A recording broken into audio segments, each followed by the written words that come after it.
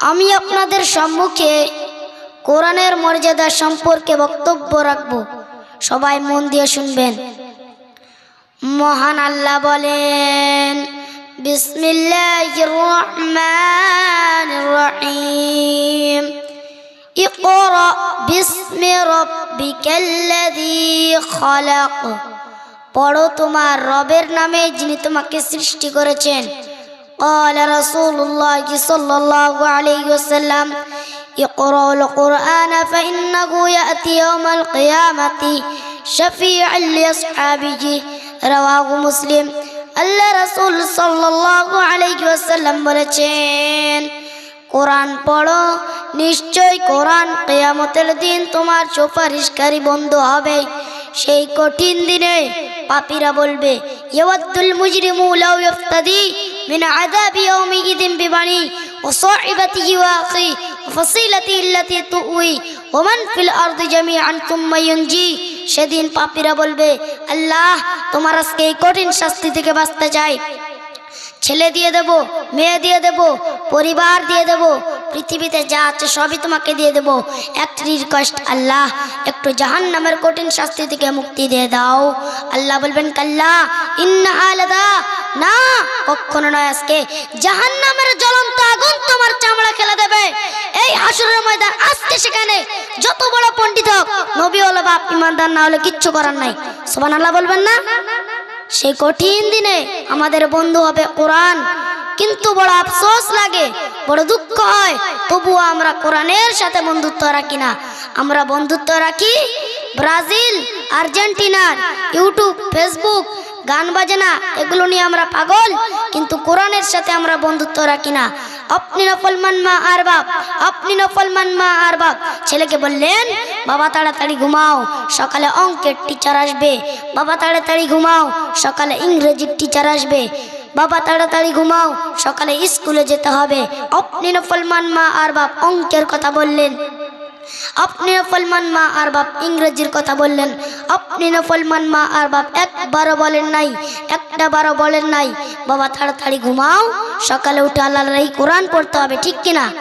قال رسول الله صلى الله عليه وسلم من قرأ حرفا من كتاب الله فله حسنة والحسنة بعشر أمثالها لا أقول ألف لام ميم حرف ولكن ألف حرف ولام حرف وميم حرف رواه الترمذي। আল্লাহ রাসূল সাল্লাল্লাহু আলাইহি ওয়াসাল্লাম বলেছেন, যে ব্যক্তি আল্লাহর কোরআন থেকে একটি অক্ষর পড়বে সে 10 নেকি পাবে। তবে আলিফ লাম মিম একটা অক্ষর পাব না। আলিফ একটা অক্ষর, লাম একটা অক্ষর, মিম একটা অক্ষর। তার মানে আলিফ লাম মিম পড়লে 3 10 কে 30 নেকি পাবে। قال رسول الله صلى الله عليه وسلم خيركم من تعلم القرآن وعلمه। আল্লাহ রাসূল সাল্লাল্লাহু আলাইহি ওয়াসাল্লাম বলেছেন, তোমাদের মধ্যে সেই ব্যক্তি সর্বোত্তম যে কোরআন শেখে এবং অপরকে শিক্ষা দেয়। কিন্তু আমরা মনে করি ডাক্তার ভালো, উকিল ভালো, জজ ভালো, পুলিশ ভালো, ইঞ্জিনিয়ার ভালো, পৃথিবীতে সব থেকে কে বেশি ভালো? আমি বললে হবে না, আপনি বললে হবে না। আল্লাহ রাসূল সাল্লাল্লাহু আলাইহি ওয়াসাল্লাম বলেছেন, তোমাদের মধ্যে সেই ব্যক্তি সর্বোত্তম যে কোরআন শেখে এবং অপরকে শিক্ষা দেয়। বলুন সুবহানাল্লাহ। আল কোরআন তোমায় দেখিয়ে দেবে জান্নাতের ঠিকানা, সহিহ হাদিস দেখিয়ে দেবে বেহেশতের ঠিকানা। আল কোরআন তোমায় দেখিয়ে দেবে জান্নাতের ঠিকানা, সহিহ হাদিস দেখিয়ে দেবে বেহেশতের ঠিকানা। যদি বুঝে পড়ো কোরআন সঠিক পথের পাইবে সন্ধান।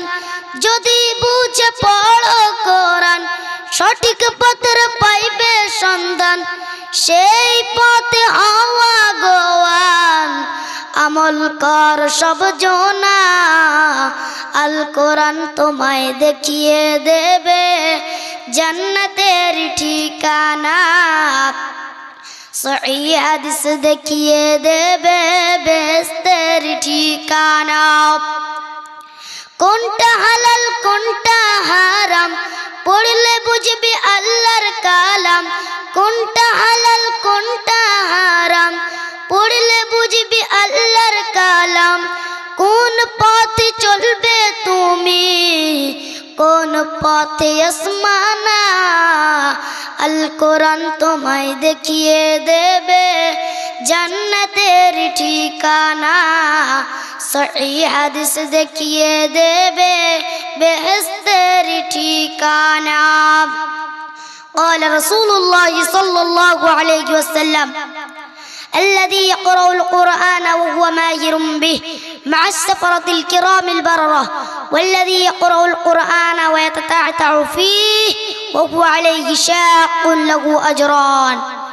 আল্লাহ রাসূল সাল্লাল্লাহু আলাইহি ওয়াসাল্লাম বলেছেন, যারা কোরআন পড়ে এবং কোরআনের জ্ঞানী তারাই সম্মানিত ফেরেশতাদের সাথে থাকবে। এবং যারা কোরআন পড়ে মুখ থেকে বেরোয় না, তোতলা আটকে আটকে যায়, তবুও কষ্ট করে পড়ে, তার জন্য ডবল নাকি বা কুড়ি নাকি। আমাদের সবাইকে একদিন কবরে যেতে হবে। আপনার ধন সম্পদ টাকা পয়সা ওগুলো দিয়ে কি হবে? ওগুলোকে ছেড়ে আমাদেরকে ওই মাটির নিচে যেতে হবে। তার একটা দৃষ্টান্ত দিলে বুঝতে পারবেন। অস্ট্রেলিয়ার একজন যুবক, নাম তার আলী বানাত, কোটি কোটি টাকার মালিক। তিনি একদিন চা খাচ্ছিলেন। চা খাওয়ার সময় জিহ্বে একটা ফোসকা উঠেছিল। ডাক্তার দেখায় ভালো হয় না, ডাক্তার দেখায় ভালো হয় না। ডাক্তার বলেছেন তার ক্যান্সার হয়েছে। ক্যান্সারের 4টি স্টেজ রয়েছে, প্রথম দ্বিতীয় তৃতীয় চতুর্থ স্টেজ জীবনের শেষ স্টেজ। তোমার বেশি দিন বাকি নেই। সে আলী বানাত কোটি কোটি টাকার মালিক। এক জোড়া স্যান্ডেল ব্যবহার করতেন, তার দাম 45,000 টাকা। একটু ফেরারি গাড়ি ব্যবহার করতেন, তার দাম কোটি কোটি টাকা। সে আলী বানাত এই মাটির নিচে চলে গিয়েছেন।